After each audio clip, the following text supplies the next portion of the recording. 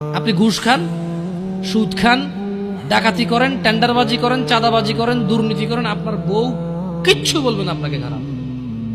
খালি অপরাধের মধ্যে একটা অন্য মহিলার সাথে কথা বলেন, তারপরে দেখেন আপনার অপরাধ কি। আপনি ঘুষ খান, জুয়া খেলেন, মানে আপনি না, নেশাটাকে ওরা অপরাধ হিসাবে রাখে, কারণ নেশা খায় ঘুষাঘুষি লাগে যায়, তো প্রবলেম, আবার টাকা নষ্ট হয়, তো বুঝেন নাই। মহিলা বড় ভিন্ন জিনিস, সুবহানাল্লাহ। আমি মহিলাদের চরিত্রে হতবাক হই, আমি মহিলাদের চরিত্রে হতবাক হই, নির্বাক হই। কিভাবে? যে ও ঘুষ, দুর্নীতি, চাঁদাবাজি, টেন্ডারবাজি, মিথ্যা কথা, মারামারি, কোনো কিছুকে স্বামীর বদনাম মনে করে না। অপরাধের মধ্যে নেশাটা করলে এবং অন্য মহিলার সাথে কথা বললে এই তার আশ্চর্য হয়, কারণ এটা তার রিলেটেড।